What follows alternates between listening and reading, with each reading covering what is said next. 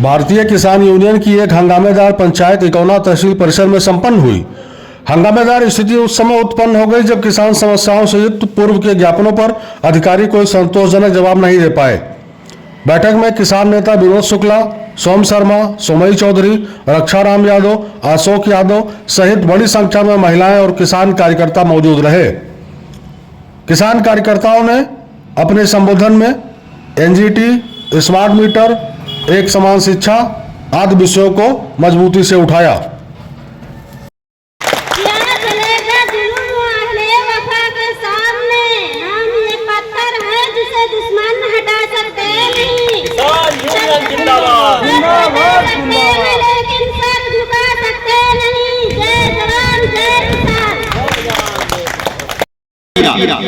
ये कोई नई बात नहीं है। जब देश का किसान, देश का संविधान, देश का युवा और देश का गरीब मजदूर अपने हक और अधिकार के लिए परेशान है, भटक रहा है, अपने हेतु से सरकार बनाने के बावजूद उसकी कोई सुनवाई नहीं हो रही है, विभिन्न पटल पर उसका शोषण हो रहा है और इस तरह की समस्याएं अनवरत होती चली आई है।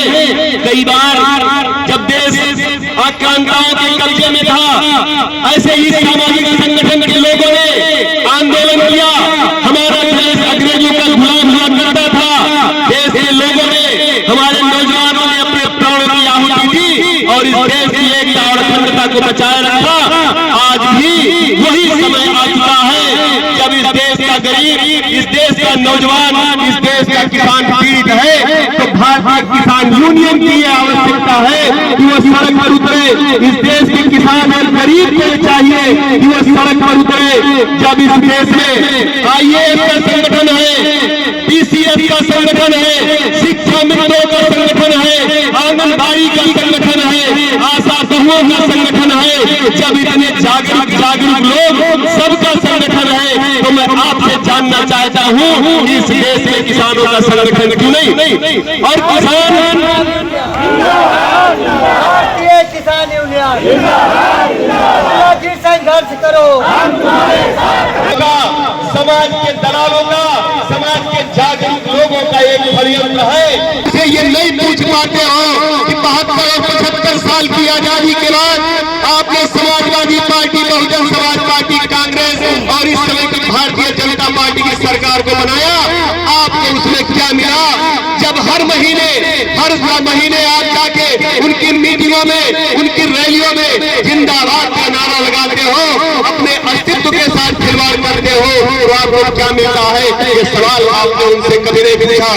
हम ये मजबूती के साथ जानते हैं कि इस देश का किसान भारतीय किसान यूनियन की तरफ देख रहा है, क्योंकि जब भी खाद का संकट होता है, गन्ने के दाम का संकट होता है, गन्ना मूल्य भुगतान का संकट होता है, खतौनी में सुधार की बात होती है, अंश निर्धारण की समस्या की बात होती है, धारा 24 में पैमाइश की बात होती है, तो किसान यूनियन के लोगों से गांव के लोग ये जरूर कहते हैं कि भैया इस समय कुछ करने की आवश्यकता है, आप लोग कुछ करिए। लेकिन इस संगठन में नहीं आते क्योंकि उन्हें डर है कि इस संगठन में जाने के बाद हमको लड़ना पड़ेगा। और ये हम आपको बता दें, ये सामाजिक संगठन है, हम आप अपने काम से इसमें नहीं आए हैं। भारतीय किसान यूनियन का एक एक कार्यकर्ता देश और समाज के लिए, इस देश के किसान के लिए, इस देश के संविधान के लिए समर्पित है। और हम इस देश के किसान को, इस देश की किसानी को, ये उत्तर प्रदेश और देश की सरकार जो पूंजीपतियों के हाथ में इस देश की किसानी को भेजना चाहती है, हम उसको जाने नहीं देंगे। जब तक भारतीय किसान यूनियन के एक एक कार्यकर्ता के अंदर एक एक बूंद खून रहेगा, तब तक हम देश के किसान को बचाने के लिए आंदोलन करते रहेंगे।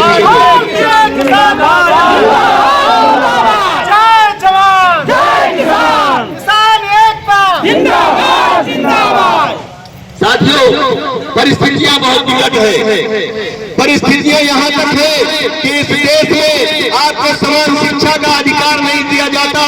हमारा बच्चा प्राइमरी में पढ़ता है तो उसे दूसरी किताब दी जाती है। विधायक, सांसद, डीएम, एसपी के बच्चे जिस स्कूल में पढ़ते हैं कक्षा 1 में उन्हें दूसरी किताब पढ़ाई जाती है। आपकी समस्या, जब आपका बच्चा उस इंटरव्यू में जाएगा, आईएएस का एग्जाम देगा, लेखपाल का एग्जाम देगा, तो आपका बच्चा गा से गधा लिखेगा और उनका बच्चा गा से गमला लिखेगा।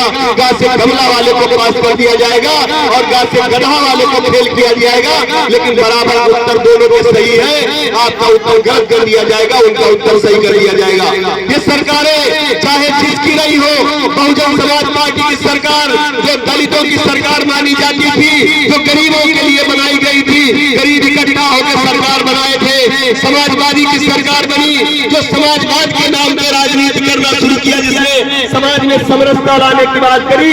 और इस समय तो भारतीय जनता पार्टी की सरकार है जो राम राज्य की परिकल्पना हम आपको दिखाती है। लेकिन भारतीय जनता पार्टी के नेताओं के घर में देख लीजिए, भाई से भाई की नहीं बैठती है, भाई से बात की नहीं बैठती है। पहले अपना घर ठीक करो, हमें राम राज्य की परिकल्पना बाद में बिताना, पहले आप अपना संस्कार ये काम करते हैं। लेकिन जब हमारी समस्याओं पर बात करना होता है तो इन्हें बात नहीं करते। इन्हीं सब बातों के साथ आपको ये विचार करना पड़ेगा, आपको ये समझना पड़ेगा कि अब समय आ गया है जब देश की सत्ता में, प्रदेश से लेकर देश तक की सत्ता में बैठे हुए लोग सिर्फ जाति और धर्म की राजनीति करते हैं। हमारे युवाओं को नौकरी की बात नहीं होती, बेरोजगारों की बात नहीं होती। अभी दिल्ली में इसी भारतीय जनता पार्टी की सरकार बनी है, महिलाओं को वहां पे 2500 रुपए देने की बात हो रही है। लेकिन उत्तर प्रदेश में इनकी सरकार महिलाओं को पूछने वाली नहीं है। वहां आम आदमी पार्टी की सरकार महिला